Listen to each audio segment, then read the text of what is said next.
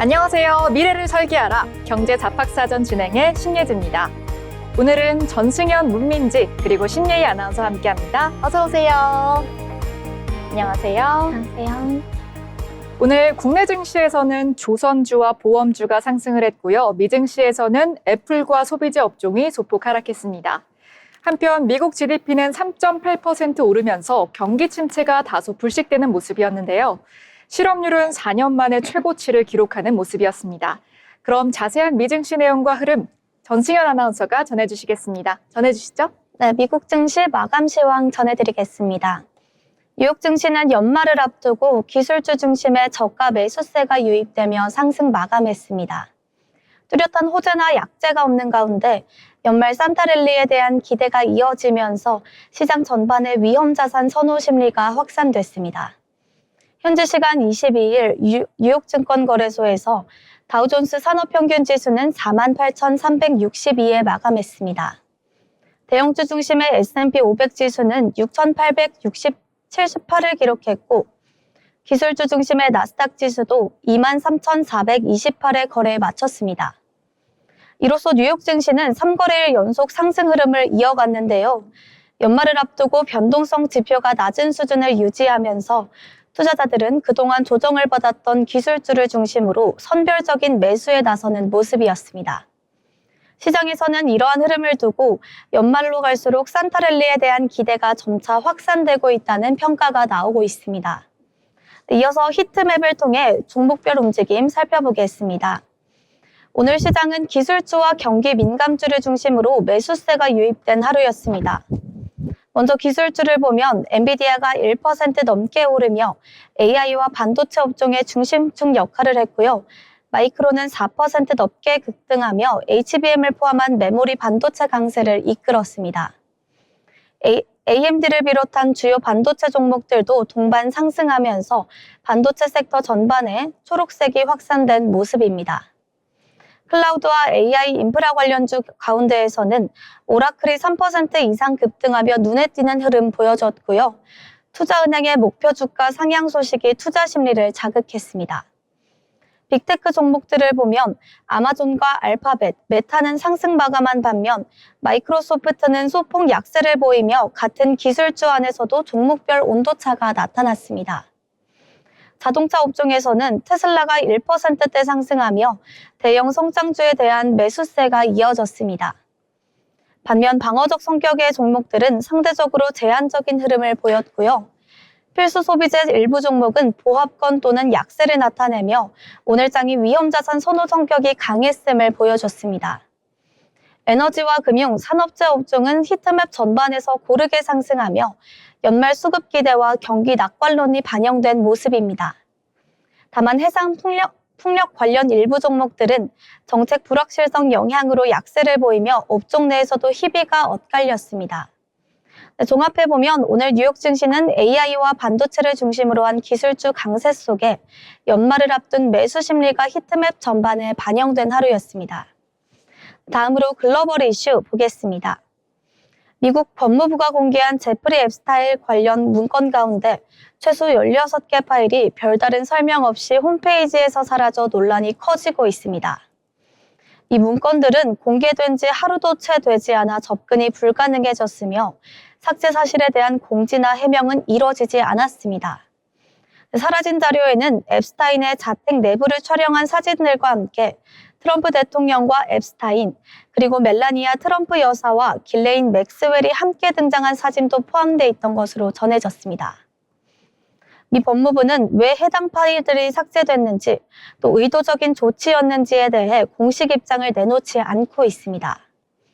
이로 인해 온라인에서는 무엇이 가려지고 있는 것 아니냐는 의혹과 추측이 확산됐고 미 하원 감독위원회 소속 민주당 의원들은 미국 국민들을 위한 투명성이 필요하다며 강하게 문제를 제시했습니다. 러시아 수도 모스크바에서 현직 러시아군 장성이 차량 폭탄 공격으로 숨지는 사건이 발생했습니다. 러시아군 총참모부 작전훈련국장인 파닐 사르바로프 중장이 차량에 설치된 폭발물로 중상을 입고 병원으로 옮겨졌지만 끝내 사망했습니다. 러시아 수사당국은 이번 사건과 관련해 여러 가능성을 조사 중이라며 우크라이나 정보기관이 배후에 있을 가능성도 배제하지 않고 있다고 밝혔습니다. 사르바로프 중장은 과거 체첸 전쟁과 시리아 군사작전에 참여한 인물로 러시아군 내에서도 핵심 요직을 맡아왔습니다. 러시아에서는 우크라이나 전쟁 이후 고위 군인사들이 폭탄 테러로 사망하는 사건이 잇따르고 있는데요. 지난해에는 러시아군 화생방부대 사령관이 자택 인근에서 전동 스쿠터를 설치된 폭탄으로 숨졌고 올해 4월에도 또 다른 장성이 차량 폭발로 사망한 바 있습니다. 이에 대해 크렘린궁 대변인은 블라디미르 푸틴 대통령에게 즉시 보고됐다고 밝혔고 우크라이나는 이번 사건에 대해 아직 공식 입장을 내놓지 않았습니다. 전쟁이 장기화되면서 전선 밖에서도 암살과 보복이 이어지는 양상 속에 러시아와 우크라이나 간 보이지 않는 전쟁 역시 격화되고 있다는 분석이 나오고 있습니다. 다음 이슈입니다. 남아프리카 공화국에서 또다시 대규모 총기 난사 사건이 발생했습니다. 현지 경찰에 따르면 현지 시간으로 일요일 새벽 한 술집에서 무장 괴한들이 총격을 가해 9명이 숨지고 최소 10명이 다쳤습니다. 용의자들은 흰색 미니버스와 은색 승용차를 타고 현장에 도착해 술집을 향해 무차별 사격을 격한 뒤 곧바로 도주한 것으로 전해졌습니다. 경찰은 최소 12명이 변맥에 가담한 것으로 보고 대대적인 추적 작전에 나섰습니다. 이번 사건은 불과 몇 주 사이 발생한 두 번째 집단 총격 사건인데요. 잇따른 총기 난사로 남아공의 치안 불안이 다시 도마에 오르면서 총기 규제와 공공 안전 강화 필요성에 대한 논의도 확산되고 있습니다. 다음 이슈입니다.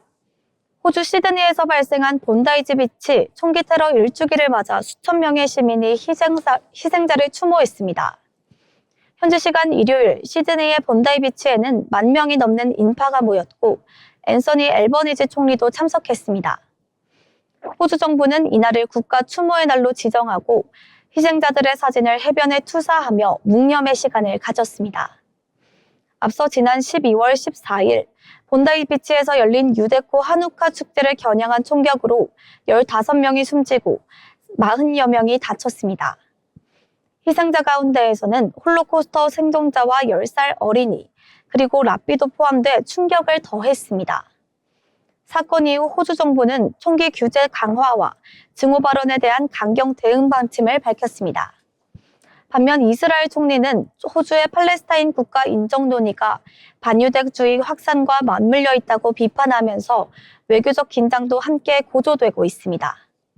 다음 이슈입니다. 러시아의 침공이 이어지는 가운데 우크라이나에서 전쟁 속에서도 성장을 이어가고 있는 기업이 주목받고 있습니다. 우크라이나 최대 민간 물류 기업인 노바포스트는 공습과 정전, 교통망 파괴 속에서도 하루 평균 150만 개가 넘는 소포를 배송하며 전시 상황에서 보기 드문 성공 사례로 꼽히고 있습니다. 북부도시 체르니히우의 한 노바포스트 지점에서는 공습 경보가 울리면 직원과 고객이 대피소로 이동했다가 경보가 해제되자마자 다시 업무를 재개하는 장면이 이제는 일상이 됐습니다. 드론 공격과 미사일 공습, 반복되는 정전 속에서도 노바포스트는 물류 시스템을 전시 환경에 맞게 조정하며 서부 국경 지역부터 동부, 남부 전선 인근 도시까지 배송망을 유지하고 있습니다. 2001년 설립된 노바포스트는 기존 국영 우편 체계를 깨고 121 배송 시스템으로 성장한 기업인데요. 전쟁 이후에는 유럽으로 피난한 난민들에게까지 배송 범위를 넓히며 오히려 사업을 확장하고 있습니다. 노바포스트의 공동 창업자는 전쟁 기간의 성장은 과거 고속 성장기 못지 않다며 2026년 추가 해외 확장 계획도 밝혔습니다. 전쟁으로 우크라이나 경제가 큰 타격을 입은 상황에서도 노바포스트는 전시에도 멈추지 않는 민간 경제의 상징으로서의 존재감을 키우고 있습니다. 네, 마지막 이슈죠. 캐나다 경제를 오래 떠받쳐온 핵심 안전판이 내년에는 흔들릴 수 있다는 경고가 나오고 있습니다. 미국의 도널드 트럼프 대통령이 올해 캐나다산 제품에 고율 관세를 잇따라 부과했지만 대부분의 캐나다 수출품은 관세를 피할 수 있었습니다. 그 배경에는 미국, 캐나다, 멕시코 자유무역협정, 커즈마에 따른 관세 면제 조항이 있었습니다. 미국 정부 자료에 따르면 올해 7월 기준 캐나다 제품의 약 90%가 관세 없이 미국으로 수출됐습니다. 하지만 전문가들은 2026년 예정된 커즈마 재검토를 앞두고 이 면제 조항 자체가 위험에 놓일 수 있다고 경고했습니다. 현재 캐나다산 제품에 대한 미국의 명목 관세율은 최대 35%에 달하지만 커즈마를 반영한 실질 평균 관세율은 약 6% 수준으로 평가되고 있습니다. 뱅크 오브 캐나다 역시 미국의 통상 정책이 역시 예측 불가능하며 커즈마 재검토가 향후 가장 큰 불확실성 요인이라고 밝혔습니다. 전문가들은 이번 재검토가 형식상 점검이지만 미국이 협상에서 양보를 얻지 못할 경우 협상 자체를 압박 수단으로 활용할 가능성도 배제할 수 없다고 보고 있습니다. 관세 면제가 유지될지 아니면 통상 갈등의 출발점이 될지 2026년 커즈마 재검토는 캐나다 경제의 중대 분수령이 될 전망입니다. 지금까지 국내 증시 마감 시황과 글로벌 이슈 전해드렸습니다. 네, 전시관 아나운서와 함께 미증시와 글로벌 이슈 한번 살펴봤습니다. 산타랠리를 이어가고 있는 미증시였는데요. 엔비디아의 경우 애프터마켓에서는 소폭 하락했지만 장중에서는 상승하는 모습 보이면서 AI의 상승세를 견인했습니다. 그럼 이어서 알아두면 좋은 이슈들 정리한 모이슈 시간입니다. 문민지 아나운서가 준비했습니다. 오늘은 어떤 내용 들고 오셨을까요? 네, 이번 모이쇼 시간은요, 이 글로벌 IT 업계에서 새로운 경쟁을 중심으로 떠오르고 있는 AI 에이전트 이슈 준비해 왔습니다. 이제는 우리가 AI에게 질문만 던지는 시대는 끝났습니다. 이메일을 쓰고 그리고 일정을 잡고 쇼핑부터 업무 처리까지 사람 대신 일을 해주는 AI, 바로 AI 에이전트가 등장했기 때문인데요. 최근 빅테크 기업들이 AI 에이전트 시장을 선점하기 위해 치열한 경쟁에 나서고 있습니다.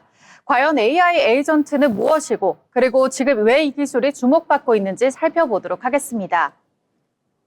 먼저 AI 에이전트란 단순히 질문에 대답하는 AI를 넘어서요. 목표를 주면 스스로 판단하고 행동하는 AI를 말합니다. 예를 들어 출장 준비를 해줘라고 한다면 항공권 검색, 그리고 일정 조정, 호텔 예약까지 여러 작업을 연속적으로 처리합니다. 이 때문에 AI 에이전트는 개인 비서, 업무 자동화, 고객 응대와 같은 다양한 영역에서 활용 가능성이 열리고 있습니다. 이 시장을 둘러싸고 글로벌 빅테크들의 움직임이 빨라지고 있습니다. AI 모델을 넘어서 이제는 누가 더 똑똑하게 일을 시키느냐, 경쟁의 핵심이 된 건데요. AI 에이전트는 검색, 메신저, 쇼핑, 업무 툴과 결합될수록 플랫폼 의존도가 커지게 됩니다. 결국 한 번 쓰기 시작하면 다른 서비스로 옮기기 어려운, 그러니까 새로운 AI 락업 구조가 만들어지는 거죠. 문제는 이 과정에서 기술 격차가 더 벌어질 수 있다는 점입니다. AI 에이전트를 만들기 위해서는 막대한 데이터, 그리고 연산 능력과 기존 서비스와의 결합력이 필수인데요. 이 조건을 충족시킬 수 있는 기업은 사실상 소수의 글로벌 IT 기업에 한정되어 있습니다. 중소기업이나 스타트업이 AI 에이전트 경쟁에서 밀려날 수 있다는 우려도 함께 나오고 있습니다. 이에 따라 규제 논의도 조금씩 고개를 들고 있습니다. AI가 스스로 판단하고 행동하는 만큼 오작동이나 책임 소재, 개인정보 처리 문제를 어디까지 허용할 것인지, 그리고 새로운 쟁점으로 떠오르고 있는데요. 전문가들은 AI 에이전트가 본격 확산될 경우 기존 AI 규제와는 전혀 다른 새로운 기준이 필요해질 수 있다고 보고 있습니다. 그래서 AI는 이제 대답하는 기술을 넘어서 대신 일하는 기술로 진화하고 있습니다. AI 에이전트 경쟁은 단순한 기술 싸움이 아닌 앞으로 우리가 어떤 방식으로 일하고 그리고 소비하고 플랫폼을 선택하게 될지를 결정짓는 싸움이 될 가능성이 큽니다. 이 새로운 AI 경쟁이 혁신이 될지 기회가 될지 그리고 또 다른 독점의 시작이 될지 앞으로의 흐름을 지켜볼 필요가 있겠습니다. 지금까지 모이슈였습니다. 네, 문민지 아나운서가 모이슈 잘 전해주셨습니다. AI 에이전트에 관련된 내용이었는데요. 이어서 전승현 아나운서가 오늘 장에서 이슈가 되었던 뉴스 전해주시겠습니다. 전해주시죠. 네, 첫 번째 뉴스 전해드리겠습니다. 한국형 차기 구축함 KDDX 사업이 경쟁 입찰 방식으로 추진됩니다. 7조 원 규모의 대형 방산 산업인 KDDX는 막강한 탐지 방어 능력으로 신의 방패로 불리는 이지스 전투 체계를 국산 기술로 구현하는 것이 핵심인데요. 당초 2년 전 선도함 건조업체를 선정할 예정이었지만 기본 설계 과정에서 군사기밀 유출 논란이 불거지며 사업은 장기간 포류해 왔습니다. HD현대중공업 측 직원들이 한화오션의 자료를 빼돌린 혐의로 유죄 판결을 받으면서 기밀 유출 기업은 배제해야 한다는 주장과 기본 설계를 맡은 업체가 건조를 맡는 게 관례라는 입장이 맞서왔습니다.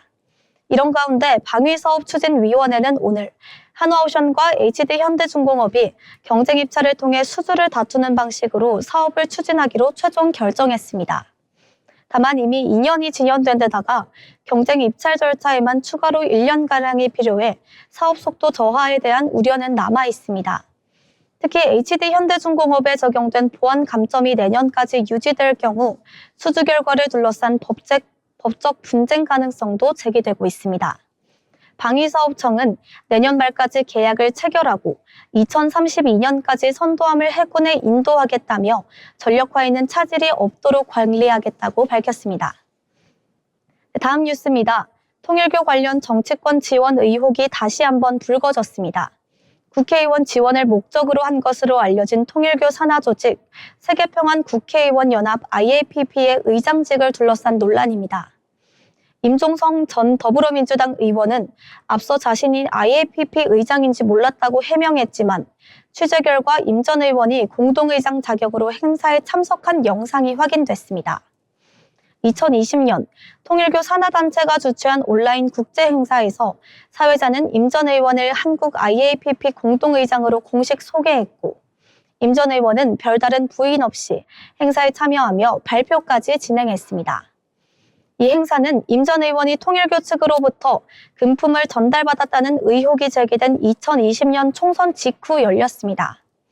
임 전 의원은 의장직인지 몰랐다고 해명했지만 자신이 공동의장으로 소개된 장소에 직접 참석한 정황이 드러나면서 해명의 신빙성을 둘러싼 논란이 커지고 있습니다. 한편 통일교 금품 수수 의혹을 받는 다른 여야 정치인들은 관련 혐의를 거듭 부인하고 있습니다. 제가 준비한 뉴스는 여기까지입니다. 네, 방산산업과 통일교 관련 소식 잘 전해주셨는데요. 이어서 문민지 아나운서가 뉴스 전하겠습니다. 전해주시죠. 네, 이어서 뉴스 브리핑 시작하겠습니다. SK텔레콤 대규모 개인정보 유출 사고와 관련해 소비자분쟁조정위원회가 피해자 1인당 10만 원 상당의 보상을 권고했습니다.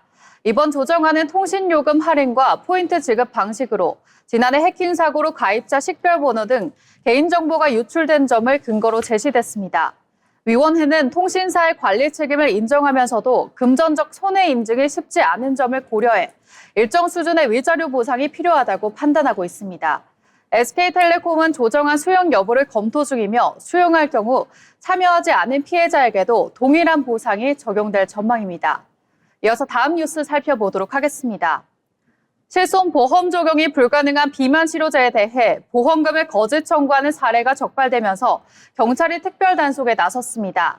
경찰은 이 같은 행위가 비급여 진료비를 실손보험 재정으로 전가하는 구조적인 보험 사기라며 결국 선량한 가입자들의 보험료 인상으로 이어질 수 있다고 지적했습니다. 경찰은 관련 불법 행위에 대해서도 강도 높은 단속을 이어가겠다는 방침입니다. 지금까지 뉴스 브리핑이었습니다. 네, 이렇게 오늘장 경제면에서 이슈가 되었던 다양한 국내 소식들 살펴봤습니다. 아울러 본 방송에서 제공하는 정보는 투자 판단을 위한 조언일 뿐 해당 종목의 가치 하락 또는 상승을 보장하지 않습니다.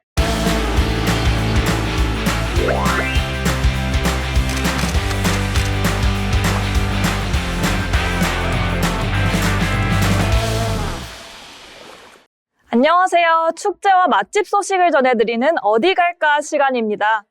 연말 연초가 성큼 다가오면서 겨울 여행 계획 고민하시는 분들 많으실 텐데요. 오늘 어디 갈까에서 소개할 여행지는 겨울을 제대로 만끽할 수 있는 곳, 바로 홍천강 꽁꽁 축제입니다. 지금부터 겨울 강변 위에서 펼쳐질 이 축제의 매력을 하나씩 소개해드릴게요. 매년 홍천에서 열리는 홍천강 꽁꽁 축제는 얼어붙은 홍천강 위에서 즐기는 겨울 대표 축제입니다. 축제는 보통 1월 초부터 중순까지 약 2주에서 3주간 열리며 겨울철 강원도 여행을 대표하는 인기 행사 중 하나입니다.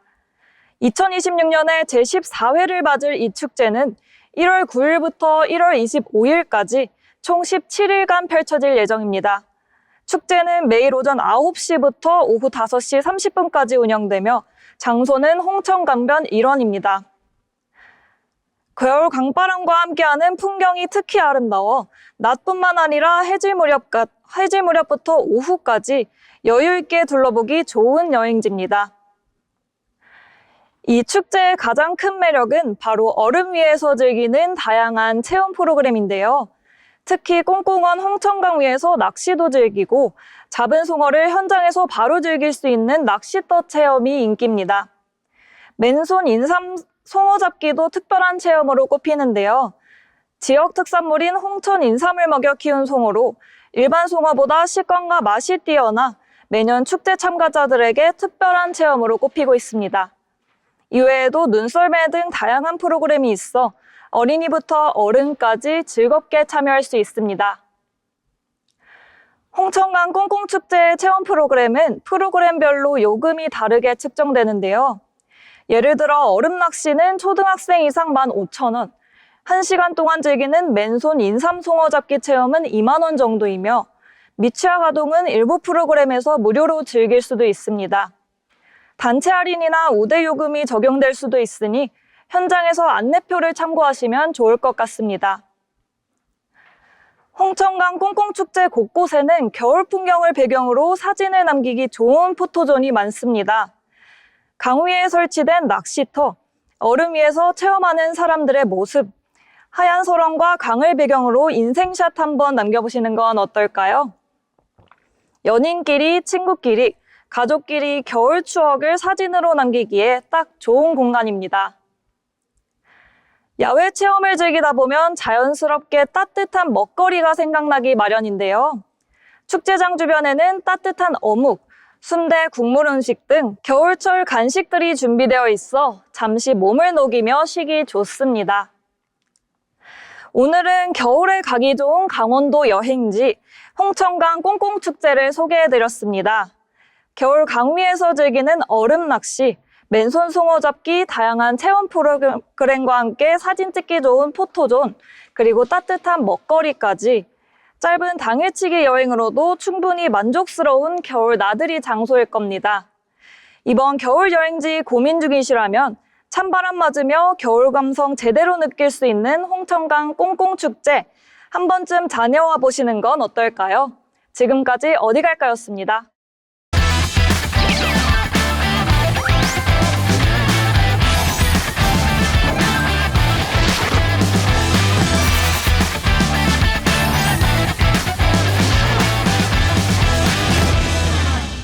이번 시간 부자가 되고 싶은 아나운서들이 모여서 주식 이야기, 경제 이야기 나눠보는 돈의 맛 시간입니다. 오늘장 국내 증시 마감 상황도 알아봐야겠죠? 앞서 홍천강 꽁꽁 소식 전해주셨던 심예희 아나운서가 이어서 국내장 마감 상황 정리하겠습니다. 전해주시죠. 12월 23일 화요일 국내 증시 마감 시황 전해드리겠습니다. 오늘 국내 증시 간밤 뉴욕 징수 3대 지수 강세 영향에 힘입어 상승 출발했습니다. 전날 미국 증시는 마이크론 신고가 경신, 알파벳의 데이터 센터 업체 인터섹트 인수 소식 등으로 인공지능 우주 등 기존 주도주들이 강세를 이어갔습니다. 먼저 코스피 지수 살펴보겠습니다. 오늘 코스피는 전거래일 대비 0.28% 오른 4,117.32포인트 강보합으로 장 마감했습니다. 수급 살펴보시면 개인이 1조 2,802억 원 매도했고 외국인이 9,551억 원, 기관이 3,496억 원 매수했습니다. 개인이 매도 물량을 대거 쏟아내며 지수에 강한 하방 압력을 가했음에도 코스피가 오름세로 장을 마치며 사흘째 상승세를 이어갔습니다. 이어서 코스닥 지수 살펴보겠습니다. 오늘 코스닥은 전거래일 대비 1.03% 내린 919.56포인트로 장 마감했습니다. 수급 살펴보시면 개인이 2,097억 원, 기관이 452억 원 매수했고 외국인이 1,687억 원 매도했습니다. 다음으로 코스피 시가총액 상위 종목입니다. 삼성전자가 전날 대비 0.9%, SK하이닉스가 전날 대비 0.69% 오르며 지수 상승을 견인했습니다. 반면 삼성 바이오로직스와 LG 에너지솔루션이 소폭 하락하는 모습 보여줬습니다. 반도체 대형주 강세가 코스피를 끌어올린 하루였습니다. 이어서 코스닥 살펴보겠습니다. 알테오젠은 보합세를 보였으며 에코프로비엠은 전날 대비 0.57%, 에코프로는 전날 대비 0.71% 내리며 소폭 하락하는 모습 보여줬습니다. 코스닥에서는 레인보우 로보틱스가 전날 대비 6.24% 상승하며 강세를 보였습니다. 연말 연휴를 앞두고 기술주 중심으로 저가 매수세가 유입되며 미국 증시가 연말 산타 랠리를 이어가고 있는데요. 국내 증시도 미국발 산타 랠리 기대감으로 이 흐름을 이어갈 수 있을지 주목해 보셔도 좋을 것 같습니다. 지금까지 12월 23일 국내 증시 마감 시황 전해드렸습니다. 네, 이렇게 오늘 국내장 마감 상황도 한번 살펴봤는데요. 오늘장 어떤 종목들이 핫했는지 빼놓을 수 없겠죠. 특징주 브리핑 시간입니다. 먼저 전승현 아나운서가 가져온 특징주 살펴보겠습니다. 오늘은 어떤 종목 가져오셨을까요? 네, 오늘은 트럼프 대통령의 극찬을 받은 기업이죠. 한화오션부터 시작하겠습니다. 한화오션은 도널드 트럼프 미국 대통령의 대형 군함 찬설 계획 언급에 힘입어 강세를 보이고 있습니다. 트럼프 대통령은 현지 시간 22일 플로리다 마러라고에서 미 해군의 새로운 호위함을 한국의 한화와 협력해 건조할 예정이라고 밝혔고요. 필라델피아 해군 조선소에 50억 달러 규모의 투자를 언급하며 한화를 좋은 회사라고 평가했습니다. 이 발언으로 미국 조선업 재건을 목표로 한 마스가 프로젝트가 다시 탄력을 받을 수 있다는 기대가 커지고 있습니다. 한화오션은 미국 필리조선소 인수에 이어 LNG 운반선 수주 확대까지 이어지며 실적 개선 흐름도 지속되고 있습니다. 시장에서는 미국 군함 협력 가능성과 안정적인 수주 실적이 맞물리며 주가에 긍정적으로 작용하고 있다는 평가입니다. 네, 이런 흐름 속에 오늘 차트 한번 보겠습니다. 오늘 한화오션 시가 11만 2,600선에 시작했고요. 장중 한때 12만 4,800까지 찍었다가 13% 넘게 급등하며 12만 3,500선에 종가 형성하는 모습 보실 수 있습니다. 네, 한화오션에 대해서 잘 설명해 주셨는데요. 이어서 다음 특징주 한번 살펴보겠습니다. 다음 특징주는 상한가를 찍은 TMC입니다. TMC의 주가가 조선주 훈풍의 상한가를 보였는데요. 조선업 전반에 매수세가 유입되면서 TMC가 가격 제한폭까지 치솟은 겁니다. 23일 한국거래소에 따르면 TMC는 오전 시장에서 29.95% 오른 23,650원에 거래되는 모습을 보였습니다. 조선주의 강세 흐름이 선박과 해양, 기자재 관련 종목으로 분류되는 TMC가 동반 강세를 보인 것으로 풀이가 됩니다. 1991년 서진공업으로 출범한 TMC는 선박용 및 해양용 케이블을 주력으로 제조하고 판매하는 회사입니다. 2011년에는 원자력 발전소 케이블에 대해서 전력산업기술 기준 인증을 획득하면서 원자력용 케이블 사업으로도 영역을 넓힌 기업입니다. 지난해 기준 매출 비중은 선박용 케이블이 60%대로 가장 크고 해상용 케이블은 15%, 광케이블은 6% 순으로 매출을 차지하고 있는데요. 이날 조선주와 방산주, 투자 심리를 자극한 배경을 살펴보면 도널드 트럼프 미국 대통령의 발언이 거론되고 있습니다. 트럼프 대통령이 한국의 한화와 협력해서 미 해군에 도입할 신의 프리기함, 호위함을 건조할 것이라고 밝힌 영향 때문인데요. 이 때문에 국내 조선업 전반에 훈풍이 확산됐습니다. 이에 따라서 한화오션과 현대마린엔진, 한화엔진이나 현대중공업 등의 비슷한 종목들이 일제히 강세를 보였습니다. 이렇게 TMC 한번 소개해드려봤는데요. 이어서 문민지 아나운서의 특징주도 한번 살펴보겠습니다. 소개해 주시죠. 네, 제가 오늘 준비한 특징주는 휴림 로봇입니다.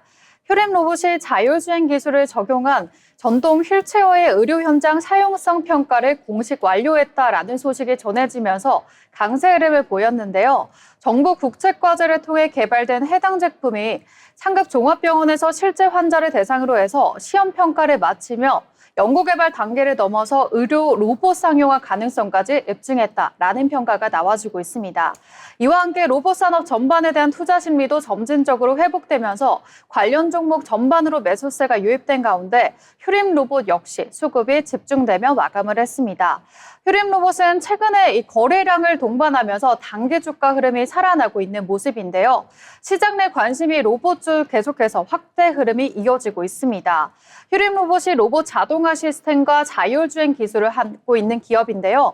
시장에서는 기업의 구조적인 변화보다는 로봇 산업의 성장 흐름 속에서 의료, 자동화 분야에서 기술 성과와 이에 따른 단기 모멘텀 성과에 주목을 하고 있습니다.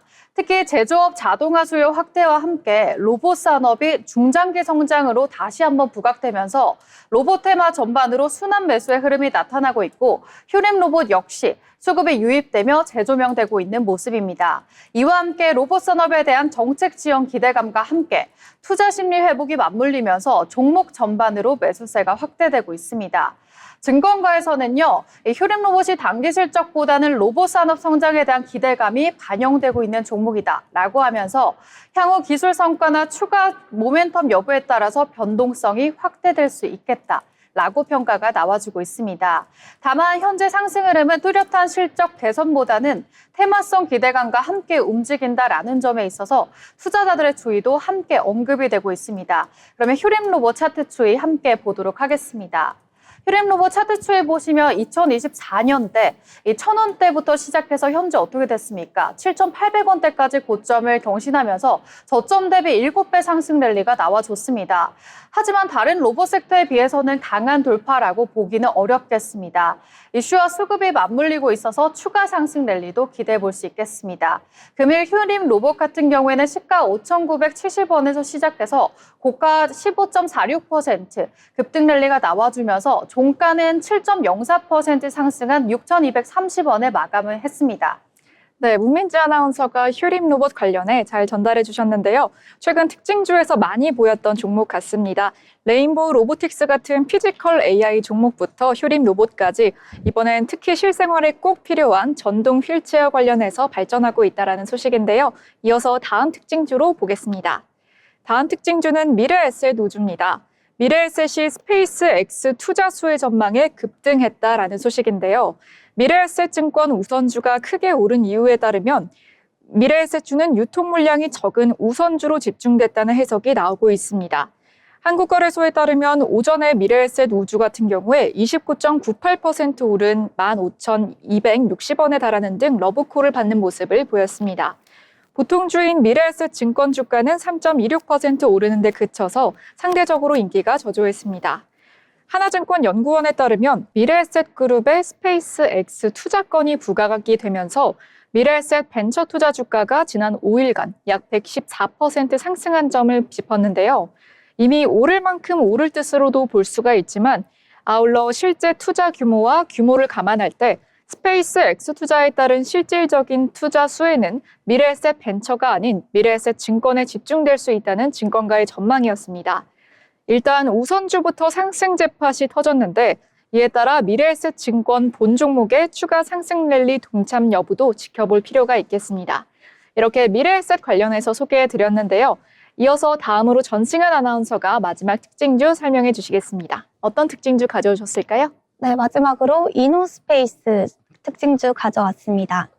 코스닥 상장사 이노스페이스는 첫 상업 발사 로켓인 한빛 나노가 발사 직후 폭발했다는 소식에 주가가 급락했습니다. 이노스페이스에 따르면 한빛 나노 로켓은 12월 23일 한국 시간 오전 10시 13분 브라질 알칼타랄 우주센터에서 발사됐지만 이륙 약 30초 후 기체 이상이 감지됐고 안전구역으로 떨어지며 폭발했습니다. 발사는 유튜브를 통해 생중계됐고 이륙과 음속 돌파까지는 확인됐지만 이후 예기치 못한 이상 현상이 감지되며 중계가 중단됐습니다.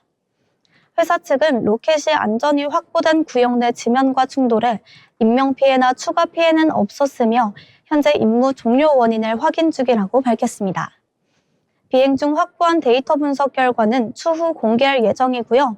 이 같은 소식이 전해지자 투자자들의 매도 물량이 쏟아지며 주가는 발사 직후 하한가로 직행했습니다. 이후 낙폭을 일부 만회했지만 여전히 20% 넘는 하락세를 보였습니다. 이노스페이스는 발사체 제작과 발사 서비스, 위성 발사 및 시험 평가를 수행하는 기업으로 2023년에는 국내 민간 기업 최초로 시험 발사체 한 대 TLB 발사에 성공한 바 있습니다. 이렇듯 시장에서는 첫 상업 발사 실패에 따른 단기 투자 심리 위축이 불가피하다는 평가와 함께 향후 원인 분석과 재발 방지 대책이 주가 흐름의 핵심 변수가 될 것으로 보고 있습니다. 네, 오늘 이노스페이스 차트 한번 말씀드리겠습니다. 이노스페이스 오늘 15,000선에 시작했는데요. 고가 18,600까지 최고치 찍었다가 이날 오전 우주 발사체 실패로 인해 25% 넘게 급락하며 1980선에 종가 형성했습니다. 네, 이렇게 전승현 아나운서가 마지막 특징주까지 잘 설명해 주셨는데요. 이렇게 특징주들 보시면서 오늘 투자 판단에 참고해 보시기 바랍니다. 이어서 알아두면 쓸데있는 기업을 소개해드리는 기업 로그 시간입니다. 문민지 아나운서가 준비해 주셨다고 하는데요. 오늘은 어떤 기업 준비해 주셨을까요? 네, 오늘은 제가 유일 로보틱스를 준비해 왔습니다. 최근 로봇과 자동화 산업 전반에 대한 관심이 높아지면서 관련 종목들에 대한 관심도 커지고 있습니다.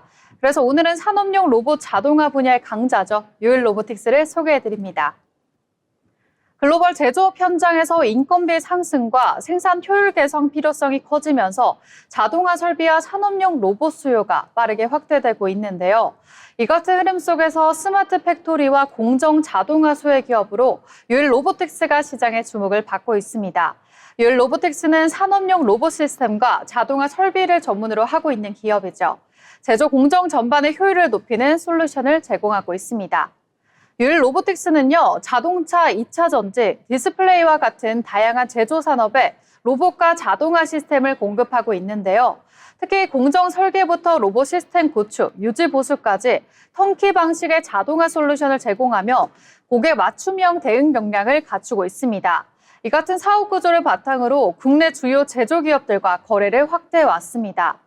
유일 로보틱스의 핵심 경쟁력은요, 산업 현장에 최적화된 로봇 자동화 시스템, 바로 설계 능력이 되겠습니다.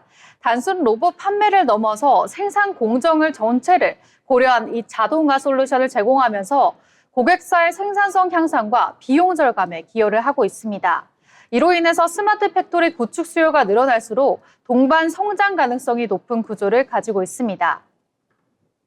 시장 평가 측면에서도 유일 로보틱스는요, 국내 산업용 로봇 자동화 분야의 강소 기업으로 꼽히고 있습니다. 특히 2차 전지와 전기차 관련 설비 투자가 이어지면서 관련 자동화 수요 증가가 중장기 성장 모멘텀으로 작용하고 있습니다. 또한 신규 산업군으로서 고객의 다변화 역시 긍정적으로 평가를 받고 있습니다. 그래서 유일 로보틱스는 앞으로 로봇의 자동화 기술 고도와 함께 AI 기반 공정 제어, 지능형 자동화 시스템을 중장기 전략으로 제시를 하고 있습니다. 제조 현장의 데이터 분석과 공정 효율 최적화를 결합한 고부가 가치 자동화 솔루션을 통해서 사업 영역을 넓혀 나간다는 계획입니다. 이를 통해 단기 실적을 넘어서 지속 가능한 성장 기반을 다져가고 있습니다.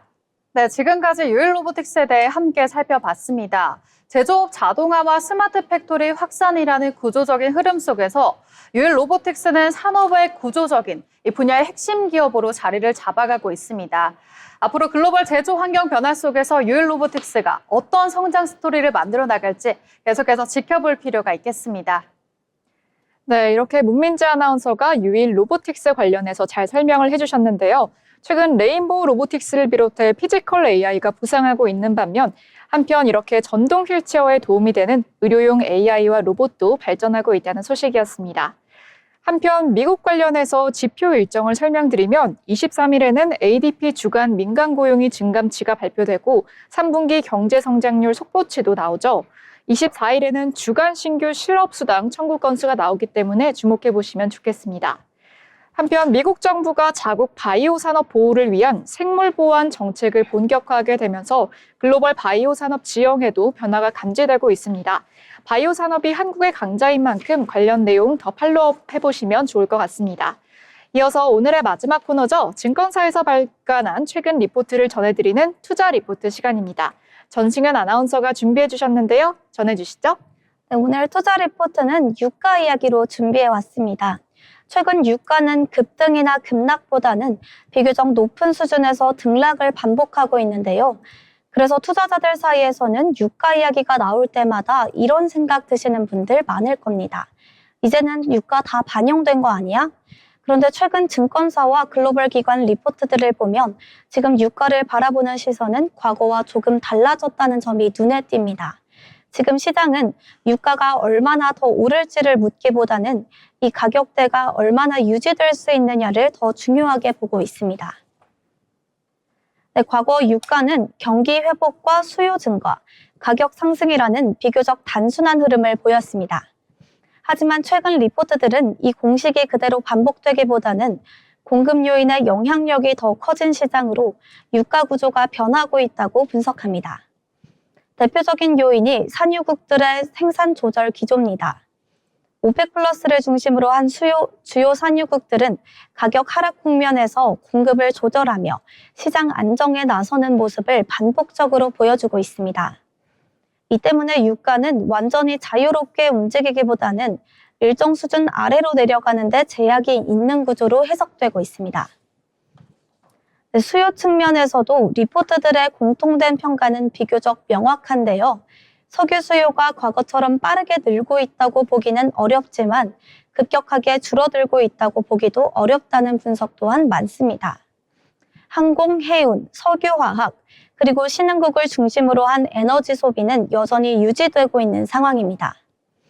즉 수요가 폭발적으로 늘지는 않았지만 유가를 급락시킬 만큼 급격히 꺾이지도 않았다는 점이 현재 시장의 기본 전제입니다. 여기에 더해 지정학 리스크 역시 유가를 설명하는 중요한 변수로 꼽히는데요. 중동 지역의 불안정성, 러시아를 둘러싼 에너지 이슈, 해상 물류 경로 관련 리스크 등은 이제 일시적인 변수가 아니라 상시적으로 가격에 반영되는 요소로 인식되고 있습니다. 이 때문에 유가는 완전히 안정적인 자산으로 평가되기보다는 항상 일정 수준의 위험 프리미엄을 안고 있는 가격대로 해석되고 있습니다. 그래서 최근 리포트들이 공통적으로 강조하는 부분은요. 유가 자체의 등락보다는 이 유가 환경에서 어떤 기업이 안정적인 실적을 낼 수 있는가입니다.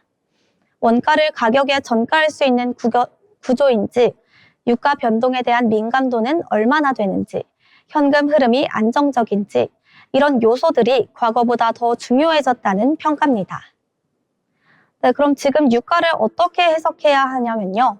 최근 리포트들의 표현을 종합해보면 지금 유가는 급등을 전제로 한 구간도 아니고 붕괴를 단정할 할 단계도 아니다입니다. 높은 수준이지만 유지 가능성을 점검하는 구간으로 정리할 수 있습니다. 이런 환경에서는 단기 방향성보다 구조적 경쟁력을 가진 기업이 상대적으로 주목받는 흐름이 나타나고 있습니다. 오늘은 유가의 상승과 하락이 아니라 유가가 놓여있는 위치를 중심으로 살펴봤는데요. 시장은 지금 속도보다는 지속 가능성을, 테마보다는 구조를 보고 있습니다. 유가는 그 판단의 기준 중 하나로 다시 활용되고 있고요. 오늘 투자 리포트가 투자 판단에 도움되셨길 바라면서 지금까지 투자 리포트였습니다. 네, 전승현 아나운서가 유가 관련해서 리포트 잘 전해주셨는데요. 이렇게 투자 리포트 전해드려봤습니다. 아울러 본 방송에서 제공하는 정보는 투자 판단을 위한 조언일 뿐 해당 종목의 가치 상승 또는 하락을 보장하지 않습니다.